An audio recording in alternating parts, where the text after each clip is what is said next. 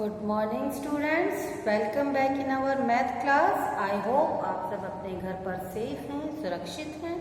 घर पर रहिए और सुरक्षित रहिए बेटा। हमारा जो मैथ क्लासेस में जो टॉपिक चल रहा था वो था हमारे पास मल्टीप्लिकेशन ऑफ डेसिमल, जिसमें हमने जो लास्ट टॉपिक किया था उसमें हमने multiplication of 10, multiplication of 100, multiplication of 1000, इस तरीके से हमने यानी कि 10 की फैमिली के बारे में हमने पढ़ा था कि किसी भी नंबर को हम 10, 100 या 1000 या अप टू उससे भी मल्टीप्लाई करें तो उन्हें किस तरीके से इजीली मल्टीप्लाई किया जाएगा। आज हम उससे आगे नेक्स्ट जो हमारा टॉपिक है उसे करेंगे। इसमें हमारे पास एक्सरसाइज 3B क्वेश्चन नंबर 6 दिया हुआ है। इसने बोला है if 7129 multiply by 80 is equal to, देखिए यहाँ इन्होंने मल्टीप्लाई करके आंसर दिया हुआ है पहले से। क्या 7129 multiply by 18 is equal to 128322 means 1,28,322। तो बच्चों ये हमें दिया हुआ है, हमें क्या फाइंड आउट करना है? हमें फाइंड आउट करना है 21.29 multiply by 0.18 without any multiplication. हमें बिना मल्टीप्लाई करे इसे सॉल्व करना है। तो हम कैसे करेंगे? तो बेटा इस तरह के क्वेश्चंस में मैं पहले आपको बता चुकी हूँ। फर्स्ट ऑफ ऑल हम डेसिमल हटाएंगे, तो हमारे पास है 71.29 मल्टीप्लाई बाय 0.18। तो जब हम यहाँ से मल्टीप्लाई हटाएंगे 0.18, तो देखिए मल्टीप्लिकेशन हटाइए, सॉरी डेसिमल हटाइए, डेसिमल हटाएंगे तो डेसिमल की प्लेस पे 1 आ जाएगा और डेसिमल के बाद जितने डिजिट्स हैं उतनी जीरोज आ जाते हैं। मल्टीप्लाई सेम एज यहाँ से डेसिमल हटाएंगे तो 1 और डेसिमल के बाद जितने डिजिट्स हैं उतनी जीरो आ गई हमारे पास। तो ये हमारे पास आया 7129 मल्टीप्लाई बाय 018, डेसिमल हटा दिया हमने। अब हमें पता है ऊपर हमारे पास है 7129 मल्टीप्लाई बाय 80 अपॉन 100 को 100 से मल्टीप्लाई किया तो क्या है हमारे पास 10,000 आ गया। अब इसको आगे सॉल्व कर लेंगे विदाउट एनी मल्टीप्लिकेशन, क्योंकि इसका मल्टीप्लिकेशन हमें ऑलरेडी क्वेश्चन में दिया हुआ है जो है 1, 2, 8, 3, 2, 2। तो डिवाइड बाय, इसको तो हम मल्टीप्लाई करने की जरूरत ही नहीं पड़ी, इसलिए क्वेश्चन में बोला है without any multiplication. Divide by 10,000। आप देखिए आगे से कैसे सॉल्व करेंगे। तो मैंने पहले भी आपको बताया है कि जब डिवीजन में 1 के साथ नंबर ऑफ जीरोज होती है तो जितनी नंबर ऑफ जीरोज होती है पीछे से लास्ट से जो है डेसिमल उतने डिजिट आगे शिफ्ट हो जाता है। तो हमारे पास यहाँ 4 जीरोज है तो हम यहाँ से 4 डिजिट छोड़ के डेसिमल पुट अप करेंगे। तो देखिए 1, 2, 3, 4 यानी कि 12.8322। ये हमारे पास क्या आ गया? इसका आंसर आ गया विदाउट एनी मल्टीप्लिकेशन। देख लीजिए एक बार कि हमें मल्टीप्लाई करने की जरूरत नहीं पड़ी, क्योंकि बिकॉज हमारे पास ऑलरेडी उसका मल्टीप्लिकेशन दिया हुआ है। अपॉन में 10,000 था, 4 जीरोज थी, तो लास्ट से 4 डिजिट छोड़ने के बाद हमने डेसिमल लगा दिया तो हमारे पास आंसर आ गया 12.8322। यहाँ फिर सुन लीजिए कि डेसिमल के बाद हर एक डिजिट अलग सेपरेटली प्रोनाउंस किया जाता है, उन्हें हम एक साथ नहीं करते। नाउ अब हम क्वेश्चन नंबर 7 करते हैं। आई होप आपको ये समझ आ गया होगा। क्वेश्चन नंबर 2 में देखिए, ये 7th क्वेश्चन है इस एक्सरसाइज का। इसमें इन्होंने बोला है फाइंड द प्रोडक्ट। प्रोडक्ट हमें फाइंड आउट करना है, means product means multiplication find out करना है। 8.9 इंटू 0.3 इंटू 2.5। तो अगेन हम क्या करेंगे, इसमें से डेसिमल हटाएंगे 0.3 इंटू 2.5। यहाँ से देखिए हम डेसिमल हटाया, यहाँ से डेसिमल हटाया तो 1 प्लस 1 आया और डेसिमल के बाद 1 डिजिट है तो 1 0 मल्टीप्लाई सेम एज डेसिमल हटाएंगे तो 1 आ जाएगा, डेसिमल के बाद 1 डिजिट है तो ये हमारे पास 1 0 सेम एज यहाँ भी यही होगा हमारे पास।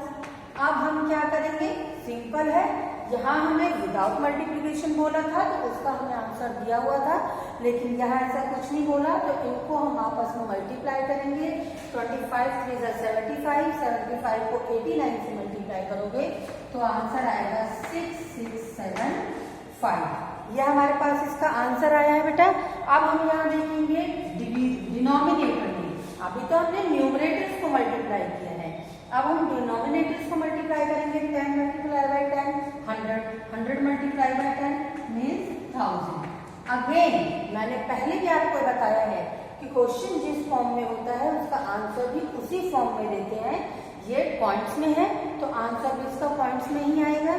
3 जीरोज हैं 1 के साथ डिनोमिनेटर में, तो न्यूमरेटर में लास्ट से 3 डिजिट्स छोड़ के हम क्या करेंगे, डेसिमल पुट करेंगे।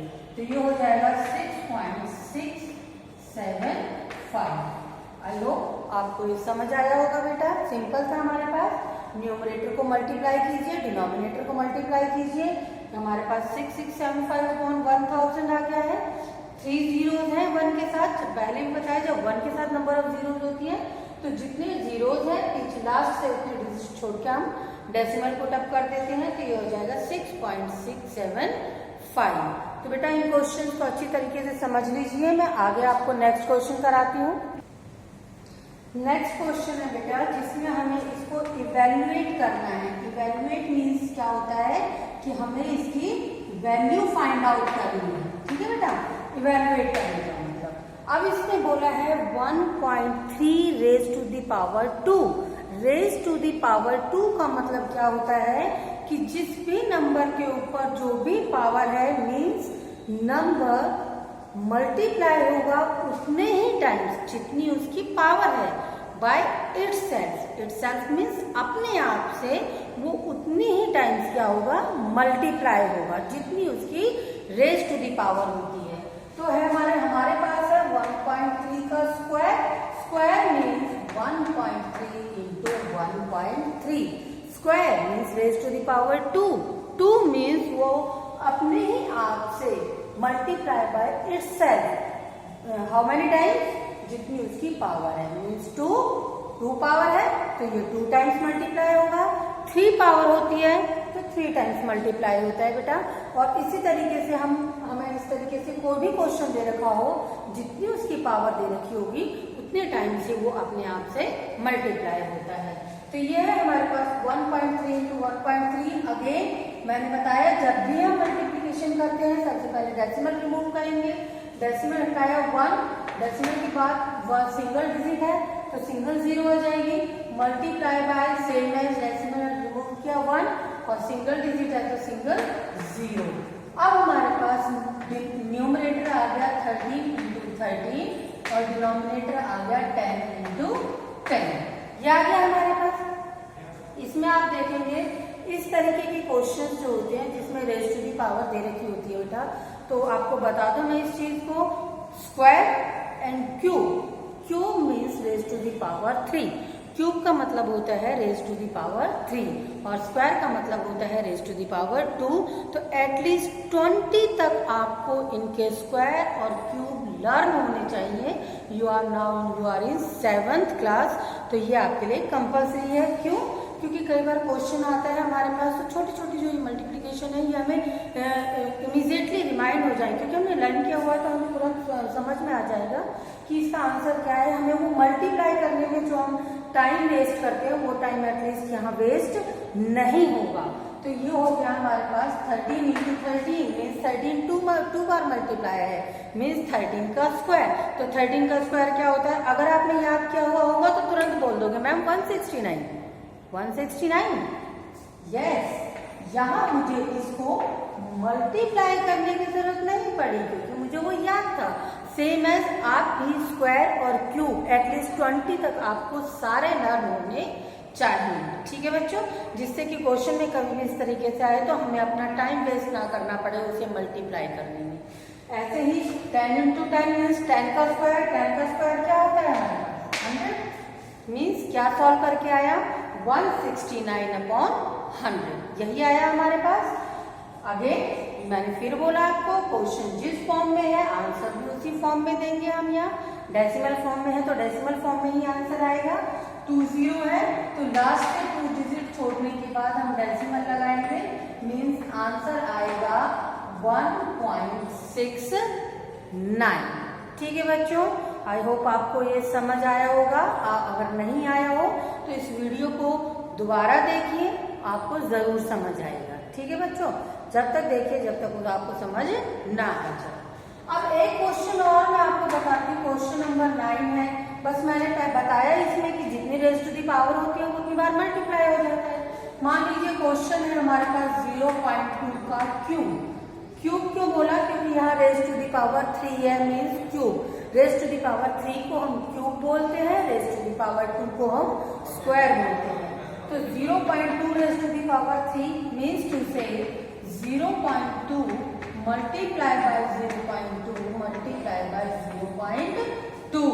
फिर वही चीज रिपीट हुई है कि जितनी पावर होती है नंबर अपने आप से ही उतने टाइम्स मल्टीप्लाई होता है। तो ये हो गया 0.2 मल्टीप्लाई 0.2 मल्टीप्लाई 0.2, क्योंकि ये 3 पावर थी इसमें हमारे पास, तो हमने इसको 3 टाइम्स लिख दिया। अगेन डेसिमल रिमूव कीजिए तीनों के, तो यहाँ पर 10 आ गया, क्योंकि डेसिमल के बाद एक डिजिट है, सेम एज 10 एंड 10, तीनों का डेसिमल हमने रिमूव कर दिया। अब हमारे पास न्यूमरेटर में क्या बचा? 2 2 2 मल्टीप्लाई कर दीजिए, 2 2 जा 4 2 जा 8, या इसको आप क्या, हाँ 8 हो जाएगा हमारे पास अपॉन 10 इंटू 10 इंटू 10 1000। देखिए यहाँ तो 2 था, सिंपल था, आपने मल्टीप्लाई कर दिया, लेकिन इसकी जगह अगर कोई बड़ा नंबर होता, 12 होता, 15 होता, 16 होता, 20 होता, तो आप उसको मल्टीप्लाई करते। इसलिए मैंने आपको बोला है कि ये आपको याद करने हैं, ये आपको लर्न कर लेने हैं, ताकि इस तरह के क्वेश्चंस में हम कम से कम अपना टाइम लगा सके और उसे इजीली सॉल्व कर सकें। तो यहाँ हम देखेंगे, अगेन डेसिमल में आंसर देंगे इसका, क्योंकि क्वेश्चन डेसिमल में था हमारे पास, 3 जीरोज है। लेकिन अब क्या हुआ, हमारे पास ऊपर तो सिंगल डिजिट है, और जबकि मैंने आपको बताया कि जितनी जीरोज होती हैं उतने ही डेसिमल शिफ्ट पीछे से लास्ट से उतने डेसिमल छोड़ के हम क्या लगाते हैं? डेसिमल लगाते हैं। अब कैसे करें? तो देखिए 3 जीरोज है, 1 डिजिट, 2 3 हो गया 3 डिजिट, डेसिमल लगाया, डेसिमल के आगे कुछ नहीं तो क्या लगाया? 0। अब आप बोलेंगे मैम ये कैसे आया, आपने आगे 0 क्यों लगाया, पीछे क्यों नहीं लगाया? तो बेटा आपको ये चीज अच्छे से पता है कि अगर किसी भी नंबर के आगे हम 0 लगाते हैं, दिस में इंटू से उसकी वैल्यू में कोई चेंज नहीं आता, लेकिन अगर हमने इसके बैक साइड में यानी कि इसके लास्ट में हम पीछे 0 लगाएंगे तो इसकी वैल्यू चेंज हो जाती है। फॉर एग्जाम्पल 1 के अगर हमने आगे 0 लगाई, अब आप इसे रीड करोगे तो 1 रीड करोगे, बट जब आप 1 के लास्ट में 0 लगाते हो तो अब क्या बन जाता है? ये 10 मीन्स 10 टाइम्स उसकी वैल्यू 10 टाइम्स बढ़ जाती है। समझ आ गई बात आपको? इसीलिए हमने इसमें आगे 0 लगाई है, लास्ट में 0 नहीं लगाई। तो सिंगल डिजिट था, हमें 3 डिजिट चाहिए थे, तो एक तो था हमारे पास, 2 नहीं थे, जो नहीं थे उसकी जगह हमने क्या प्लेस कर दिया? 0। तो हमारे पास आंसर आ गया 0.008। आई होप आपको ये समझ आया होगा बेटा। इन्हें अच्छे से समझिए, करिए, ये टाइम है आपके पास इन्हें समझने करने का, तो अपने इसी तरीके से इन वीडियोस को देखिए, इन्हें समझिए, जो समझ ना आए तो रिपीट कीजिए उसे। अब इसके बिहाफ पे मैं आपको कुछ क्वेश्चंस दूंगी, आप वो सॉल्व करिए। ये एक्सरसाइज आज कंप्लीट हो जाएगी हमारी। अब हम नेक्स्ट वीडियो में अपना नया टॉपिक पढ़ेंगे। तो घर पर रहिए, सुरक्षित रहिए और पढ़ते रहिए। Thank you.